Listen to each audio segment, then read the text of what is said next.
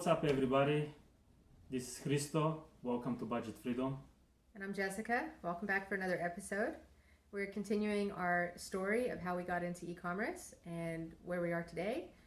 So we want to go ahead and try to wrap up today. I mean, our story will never really be wrapped up, but try to wrap up the beginning of our story so that we can get on to making some more individual, more topic-focused videos for you to help you set up your business or continue your online journey. So say hi to Lily again. She's here. Go ahead and join us to finish up our story.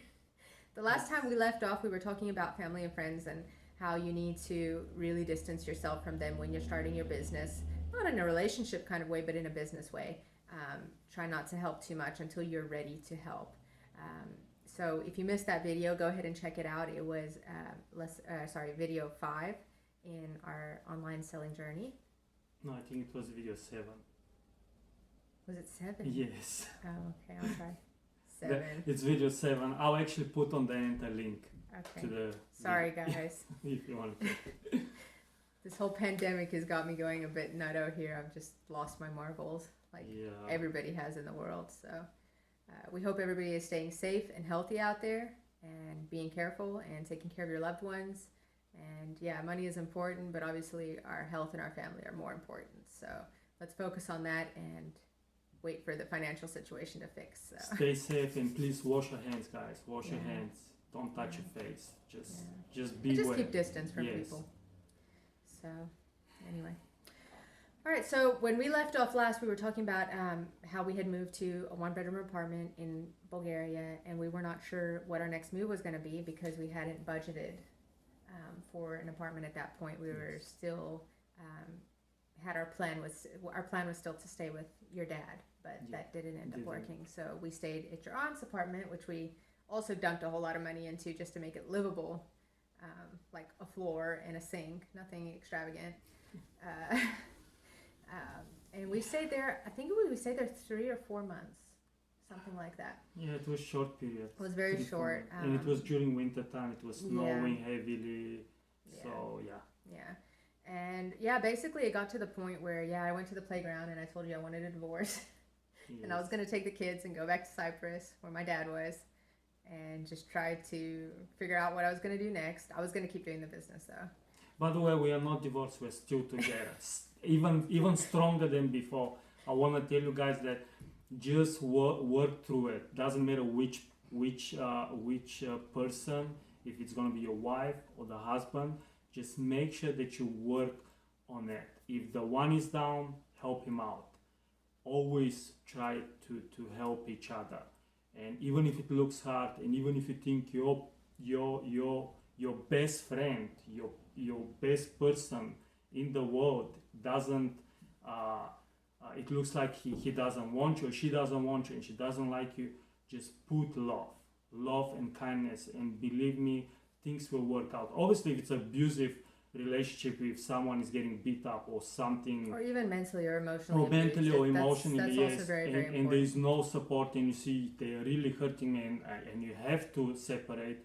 I mean, obviously, yes. I think it's more though if the other person is not willing to work on it, because I never stopped loving you. I never stopped liking you.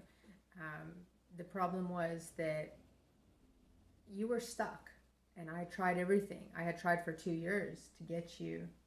Sorry, no, at that point it was 1 year. I had tried for 1 year to get you to have some kind of emotion. He was just like, you were like a zombie. I mean, he was there for the kids.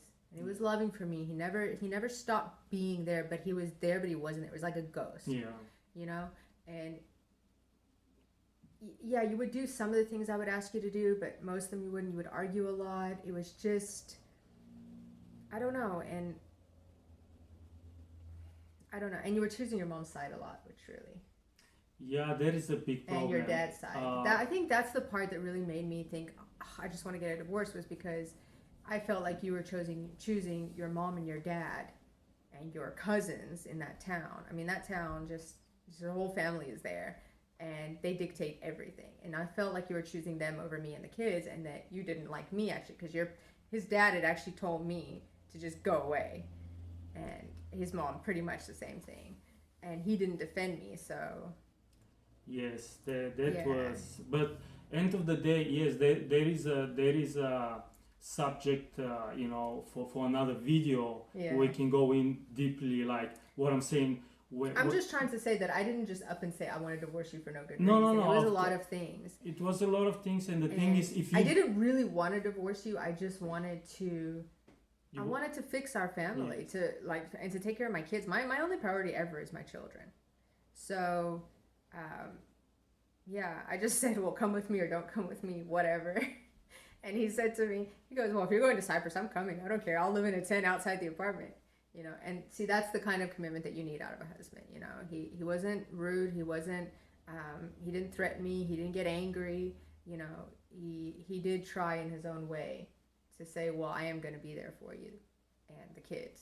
Even if you don't want me there, I'll be around. So. well, also what I want to say is very quickly. I know, I mean, there's so much, but yes, the thing is, if you don't find yourself, if you don't realize what you bring into the family, like I grew up and I never understood. After now we are talking so much, we're having better communication. I'm understanding that I'm acting like my mother or I'm acting like my father, and the things that I don't like, but I bring them into my family. And you have to find what are you doing wrong from, we all have bad childhoods. I know we all do. So I mean, the stories are horrible out there because Not everybody does, but a lot of people but can. a lot of the percentage out there, yes, they all had, not a good childhood, which I didn't have. I was abused as well. But the thing is, you bring that to your family and you have to realize, and I wasn't realizing that. And I was acting the same way. And she would tell me, well, you're acting like your mother, or you're defending your mother, or you're doing that. I'm like, like, lost in the clouds. And I wasn't working on it. I didn't know because I didn't talk to anybody and I couldn't understand. But since we actually start talking and opening with each other, we start to understand each other. Oh, okay, that's what's going on. So we have Well, to it's still fix a work this. in progress, yeah. Well, life is a work in Yeah, progress. that's true. It will never stop, That's true. So, guys, what I'm saying is, if you're in a bad situation, financially or health-wise, or just fighting, whatever, work on it. Work together. Do Well, and not the same for separate women. each other. I mean, don't give up on your man, Yes. Encourage him, support him, have patience with him. Sometimes you got to tell him, hey, you're stupid, get your head out of the sand and, man up. But don't overdo it with that either. Sure. Say it once in a while if you need to, but also give the love and the respect. And, I mean, like you say, we're getting off on another subject here, but yeah, both men and women need love and respect, and they need to know, that we all have insecurities, and you need to recognize that even though someone's being a jerk sometimes, maybe it's their insecurities, and maybe they need your love in that, and then maybe they need your understanding, your kindness in that, and not just to get beaten up.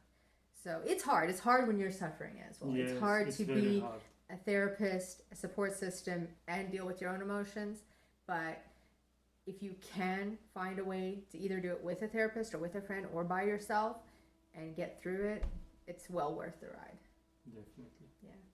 I love it. I love it. Okay, back to the story. So, yeah, we went back to Cyprus and we had nothing there. So we were crashing on my dad's couch and my sister's couch for, it was about a week. Yeah, it was good until we find an Yeah, apartment. we just had to get an apartment and everything. But, I mean, it was starting from scratch. And again, moving the business back. So at this point, guys, we had moved the business. No. At this point, we hadn't. So at this point, okay, we started the business, and this was the first time we moved the business back to Cyprus, which costs a lot of money. And also, orders don't stop. So we're getting off the plane, and we're checking our emails, and I've got stock in my bag. I actually took 2 bags on the plane of stock. I remember you just say, just fill it up with like whatever. 1 bag of clothes for the kids, and everybody 2 bags of just stock. products, yes. Yeah, and that's what you got to do, guys. Well, don't move your business countries, but if you have to for whatever reason, you can ask us. I'll tell you how to. We had the printer in our suitcase. Oh, yes. We had everything. It was hilarious. I mean, I guess if someone had checked our bag at the airport, they would probably think, what are these people doing? These weirdos. No clothing, just printers and stock and envelopes and bubble wrap. It was hilarious. But we kept it going. And before we went apartment searching, we went to the post office and we sent our orders back when we were using the post office. So. Right. It's doable, guys. And now we can look back and laugh. So we kept that going. And we eventually got settled, and it was still really hard. Very hard. He fought with me. I mean, on everything. It was to the point where I was doing more. I was doing more of the e-commerce work because he was still blocked. But then, to make matters worse, he didn't understand it. He didn't understand the keywords. He didn't understand listing products. He didn't understand a lot of things. And not because you didn't understand it. No, I think he just had a mental block to it. Like, I would try to explain it, he would just be like, I don't get it, and walk away. The thing is, it's not that I didn't understand it. I know the principle behind it because actually I thought about keywords and stuff like that. And I mean, I know how technology works. I know behind the doors what's going on and how the algorithms work. Yeah. The thing is, it's like they say there is a person that does things and there is a person that just talks. And basically, I would know the things, but I would not do them. That's it's the not problem. that you not do them. You didn't know how to implement them. I didn't you didn't know how to execute them. Yes, and that was the problem. So I was the executor in a lot of ways. Yes. But so I had to execute, and I had a 2-year-old at that point and a 4-year-old, so that was fun. So he ended up having to do the cooking because we were homeschooling our kids, had them at home, so he had to cook, clean, and then help me with pictures, because pictures, he's always been the master of pictures. Oh yes, I do the pictures, then Photoshop them, just make them. Yeah, but I had to list, I had to source, I had to cost, I had to do everything else, marketing, every other part of the business I was doing. And then what made matters better is we decided to brand register on Amazon. Guys, if you are thinking of brand registering, it is good, but you need to be prepared for what it entails. And they do not tell you. When you brand register, if you have items already listed on Amazon in your catalog, basically what happens when you brand register is they register your brand name. And then you need to go and have that brand name associated with every single product. So if you have products listed already, guess what, guys? You have to delete all those products and relist them with the brand name and with the brand filled in the brand box. And they didn't tell us this before I registered. They just said, yeah, no problem. Go ahead and register your brand. It's all good. And just put in your name and everything will be fine. I did it. Nothing was working. And then the support guys tell me, oh, yeah, you have to delete all your products with all your ratings and relist them. And I'm like, whoa, but, we're going to lose our whole business like that. Yes. Because, in order to get something to sell on Amazon, you have to get it rated. How do you get it rated? You list it. You get the keywords indexed. You get reviews. You make sales. All of those things together over time rate your product. So they will put your product in the top, for 1 or 2 pages compared to a brand new product that was listed yesterday because it has no credibility. And it's also not indexed in the algorithm in Amazon. So the thought of having all of that just gone, especially on our best sellers, was mind-blowing. So and they told us the only way that we could save it was to delist them and then relist them within 24 hours. That was a nightmare. Yeah, and I had nothing saved. That's another pointer for you guys. When you're making your listings, now, systems, guys. From the beginning, make systems. When you list a product, open a Word doc or open an Excel file, whatever you're going to work on, and put all your information there for the product. So call it, red box of pencils, and put your title, your description, your keywords, your feature points, bullet points, everything. Put it in there, save it in a Word document, and save it on your computer for every single product. Because if anything ever happens, not only on Amazon, but any other platform, and you lose that information, it's a nightmare trying to get it back. So the first thing we had to do was go copy all that information on Word documents. And we're talking, I think we had 200 SKUs at that point. Yeah. So it wasn't 200 different products, but SKUs, it's like a variation. So if you have, let's say, a hat, this would be a wool hat, but then every color is a different SKU. So if we had one hat in 10 different colors, that would make it 10 SKUs. So we had about 200 SKUs that we had to do that on in 24 hours. So I got my little sister involved. He was helping out, but he wasn't as fast as we are either. Yes. You guys machines. Yeah. Yes. Yeah. If it wasn't for my little sister, man, I would not have been able to get it done. She really helped us, saved my butt. So thank you, Natanya. Yeah, thank you. But yeah, we pushed it though, and even so, we didn't make it in the 24 hours for all the products. But at least what we did was we went for our best sellers first. We got all the main ones done first, and then like the older ones or the newer ones that we had that weren't selling, we got those finished in the next day basically. And they lost their ratings and had to restart again. But that was okay because they weren't doing so great anyway, or they were new. But yeah, brand registering is a big deal, guys. So that was another huge task that we had to go through, and it was scary, and it set us back in sales. It was not fun. That whole month was basically down the toilet just for brand registering. So it is worth it to brand register, but just if you're going to do it, make sure that you know what you're getting into when you get into it, so that you can set up things right, so you can have people there to help you, and you can do the job properly and not be, staying up until, well, I stayed up until 4 that night and the next night. So yeah, it's. But you as don't wanna well, do that. if you know what you want to brand, you know what your brand registry will be, then go ahead and do it from the beginning. That's also, then you're not gonna have this nightmare afterwards. Well, that's why we'll do another video on that, but that's why we mentioned that in video 2 or 3 about branding. Yeah. It costs money to brand register. You have to trademark your brand first and then get it listed, but it is worth doing it from the beginning, because yes, if you want to go back and do it, you have to go through this nightmare, and it's really bad, and you risk losing a lot of money and a lot of status in sales. So yeah, we did that, and so basically we were in Cyprus, I think 2 years after that. Yeah, because we got an apartment, then we moved to another apartment. Yeah, it was about 2 years, 2.5 years we were in Cyprus. About 2.5 years to 1 year. And because we were in Cyprus, all our products were from Bulgaria, because that's where we sourced them from. So we were having to import them, which was getting so many delays. The fees were more, obviously, but it wasn't insanely more. But it was really just so much of the delays, and we weren't able to get stuff in time. We were constantly running out of stock, constantly being out of stock. And because I was running a cash business, I didn't have, enough money to be able to buy, double the stock. So for example, if you buy 100 of something right now, you're going to take back your cost of goods sold for each of those. So you'll be able to buy another 100. But if you wanted to buy 200, then you have no profit left over normally, or very, very little profit, which you can't live on. So it's hard to double your stock when you're working on a cash basis and your whole family is dependent on the income that you're making, because we were fully dependent on it at that point. Right. So I was going from like 100 to 150, and then the next time 150 to 200, but it was putting a lot of pressure on our finances, because we were constantly having to put money up ahead of time to get more stock so that we could sell more, which was good. So we were making money at the end, but there would be a 2 or 3 week period there where we would be really, really dry. Yeah. And then obviously we were also adding new stock, and new stock is also another investment. So here you're doubling the stock that's selling, plus you're adding new stock so that you can sell more.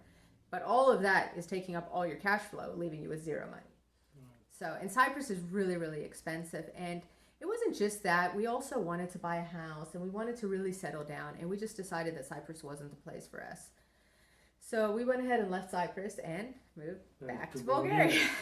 Yep. With the business again. Again, 3 bags of stock on the airplane. Yes. Everything else shipped on the containers. Yeah, shipped back.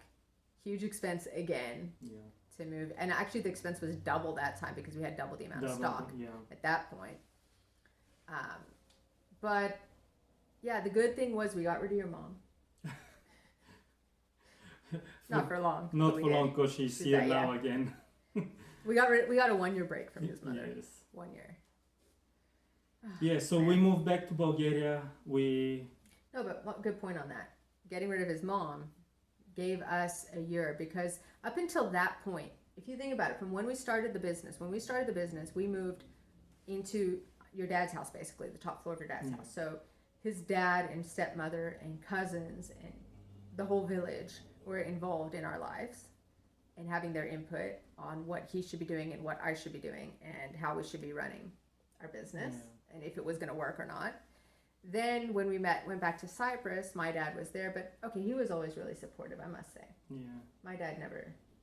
Well, my mother, we got involved. We also made a mistake getting, that's why we talk in the previous videos, do not help anybody if you haven't helped yourself first, Yeah.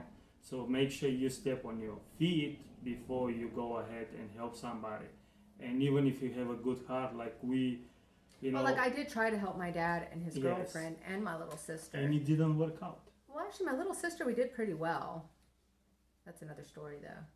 But then the product got banned, Nah, so that's. do not help. But the point was, I was putting more energy into trying to help them be successful than making sure we were successful. And it's not their fault at all. It was my fault 100% because I tried to help when I shouldn't have been. You know, because everybody sees, oh, you're doing well. You're going, I also want to get involved. You know, they're your family. You're like, yeah, let's put all our money together and do it together. But the problem is when they come and they start saying, well, how much am I making? Well, why am I not making this much? Why am I not making that much? You know, then I don't know. Maybe some people don't get stressed out about it. But me, I got really stressed about it. And I wanted to show them, you're making a lot of money. You're doing really well. Here you go. You know, giving. But I really did focus more on trying to make their stuff a success. And even though they were giving me a percentage, at the end of the day, my percentage wasn't covering everything because I was also paying advertising fees. I mean, we were splitting it, you know, and I was taking a lot of time, which time is money, to work on their products. And I calculated it at the end of the day. I was getting out like, you know, if I was getting $1, that was a lot. Actually, I think most of the time it was like 50 cents, 80 cents. And it's not that I minded that. It's just the problem was we couldn't live on that. I couldn't take care of my kids like that.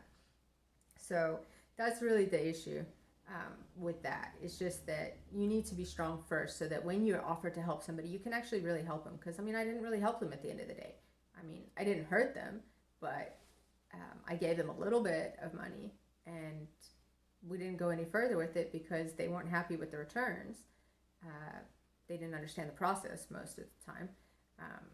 But yeah, for me also, it was just way too much. It cost me too much in time and energy and effort. Right. And I couldn't do it. Yeah. So anyway, so then there was that. And then, yeah, when we came back to Bulgaria, oh yeah, your mom was in Cyprus with us actually. And oh man, she was the biggest stress. She was just on our head every single day, complaining about everything and complaining about I mean, she was making the most money out of all the people I was helping, and yet she was complaining the most.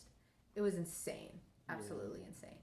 You know, I mean, everybody wants to invest $100 and make $1,000 a month. Yeah, I do too. Tell me where to sign up. You know, right? I mean, she was making $500 a month. I think that's pretty good. Yeah, clean money for a 60-year-old woman. And she wasn't doing anything. Yeah, she was living with us, paid. You know, rent-free pay.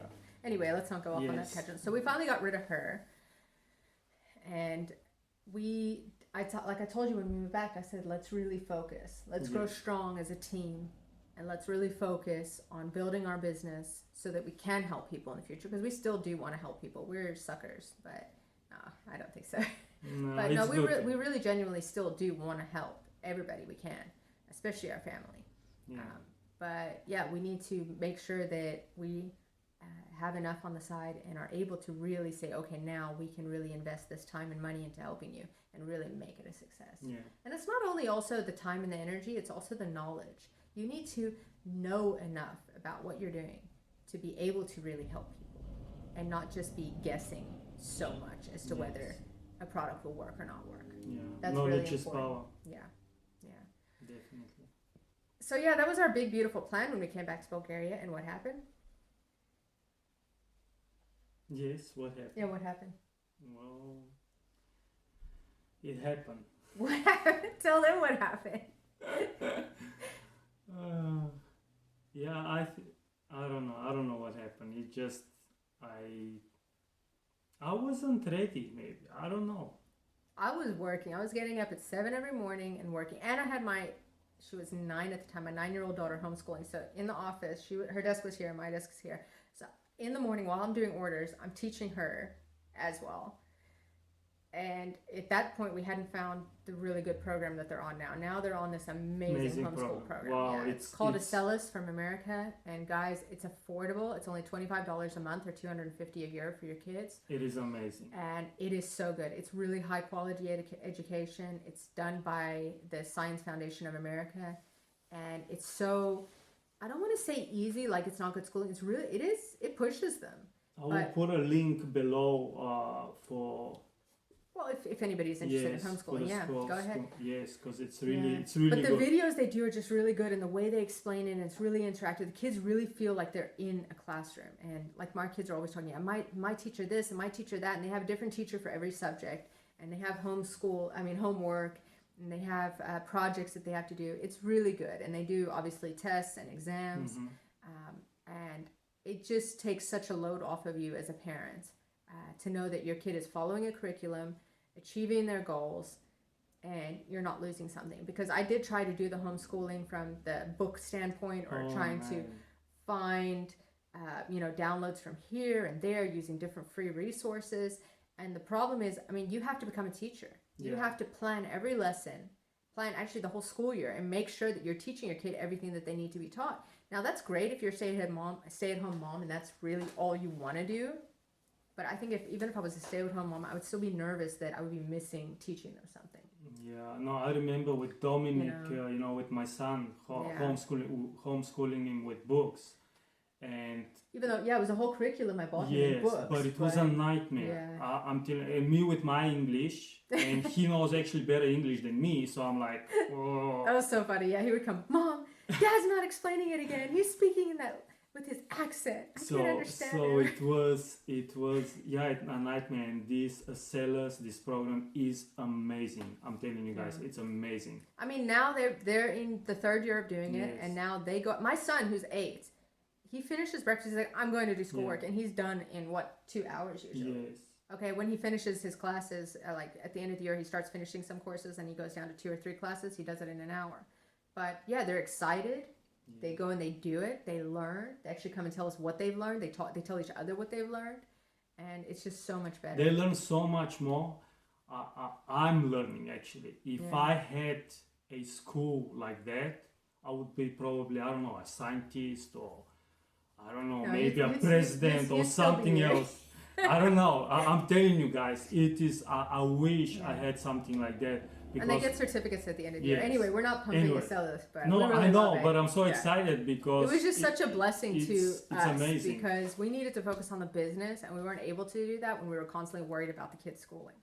Because obviously their education is super, super important. Exactly. I mean, there's no point in doing anything if you're gonna not give your kids the education they deserve. And with us moving around, and also them needing English, and us living in foreign countries where English schools are expensive, they're private schools and they're expensive, it's just a really good solution for us to have that. So anyway, but I mean, when we came back to Bulgaria, I was working, teaching my daughter, and then still trying to work, and he would be coming in. The fights would come in the office. The kids would come and fight over my head, and then he would start fighting with the kids, and then he would start fighting with me. And then I'd be like, can you make lunch? And then, no. And then I'll be like, can you vacuum? And he'd be like, no. I still had my ego, guys, okay? It was my ego. I left I left the company I was working for. I was such a big shot there, kind of. You know, were. Yes, and yes, when you go from a position like that. He was a director in the company. Well, not a director, sorry, a manager in the company. When you go from a position like that, and you go down to that level, you feel like, what did I do? Why did I do it? And yes, for many years after that, and it's not an excuse, and thank you for being there and really supporting, and she was fighting for everything. I was also a manager at the company. I know you were, but I was above you. That's the thing, we were working in the same company. Like you hear the stories, the other videos, the previous videos, we actually met at the same company in South Africa. Then in Cyprus, we work at the same company. We didn't tell them that story. We didn't. No, anyway, but now you did. Anyway, we actually met, in the same company. So anyway, the thing is, yes, I was a manager in a company that, they had like 4 hotels, and they had developments. They were a huge company. And I had 150 people under me to go and fix things and, help them Wherever out. you went, people were like, hi, they knew who he was. They were giving him stuff. I used to go to the hotels, lunch was ready for me, go, VIP. It was just... nice, huh? Yes, when you think about it, wow. And then suddenly you say, okay, we're going to go and start online business, and then you shut down. What did I do? And maybe, yes, my ego. And when I used to visit the hotels, just saying, though. Yes. I used to get cake and coffee. And lunches. Yeah, you see. Yeah. Well, yes, it was nice, but we decided to do what we are doing right now, and I'm really happy about it because right now we are connecting. We're really trying, and believe me, it's been about I think almost 5 years, and we're still in the process to actually learn about each other, and we're still learning and trying to communicate and trying to work together. And it wasn't easy because yes, I got angry even though I didn't know it, but subconsciously I was angry, and that's why I was doing all these things. I shut down and I didn't help. I was saying, well, I'm helping, like you said, I was there, but I wasn't there. And He wasn't helping. Most of the time he was sabotaging me, and that's just the yes, truth, because he would, like I said, let the kids come in. He would come fight with me, they would fight with me, they would fight with each other. Like, a mom can't work when you hear the house is exploding on the other end. yeah, You would get frustrated, so we'd have to go for a lot of walks, so I'd have to stop working, go for walks, which it was nice. Obviously, it's always yeah, nice to go for a walk with your kids and, get out and do something else. But the thing is, I was working like 4 hours a day, where I should have been working at least 8 hours a day minimum to start our own business, and yeah, like when I would ask him to help with dinner or help with lunch or help with some cleaning or anything, he would, not intentionally, but subconsciously, he was just sabotaging me all the time, because then he would like not take care of the baby who was 2, or he would not feed them or whatever it was. There was just so many well, different things. basically we arrange to have a schedule. We're gonna Yeah. eat at 7 o'clock or at this time, or sorry, the kids actually go to bed 7 o'clock. We'll wait at 5 o'clock. So we had a schedule, and that's the thing. We agreed to that, and I didn't keep my commitment. 5 o'clock would come. Well, where is The dinner? thing is, the kids would you be know? screaming. I would have Yeah. to bath them. They would be, hungry. They would have to wait another hour and a half for food. It was just, Because yes, and again, it's the way you raise. I'm raised. You know what? We'll wait. It's okay. We'll survive. Even yeah, if we or eat not like eat. 2 hours later, it's okay. It's fine. And that's how I was brought up, and that's what I brought to the family. But I'm telling you one thing, guys. Schedule, discipline will make your life much easier Yeah. than just let it go and just say, oh, it's okay. Well, I'll do it tomorrow. Don't leave things for tomorrow. Don't, make sure you just get a schedule, and you do it day in, day out, every day consistently. It's very important. And I learned that the hard way. And, maybe it is difficult in time, you're going to feel weird, doing things, but in time it will get so much better, and you will get so much better. So I think, Guys, thank you very much. like, subscribe, Yes, please. hit the bell notification. That's right. We'll And see you on the next video. thank you so much, guys. We'll wrap this up on the next video. We Peace tried now, out. but it's getting long, so we'll do one more. And see you next time. Bye.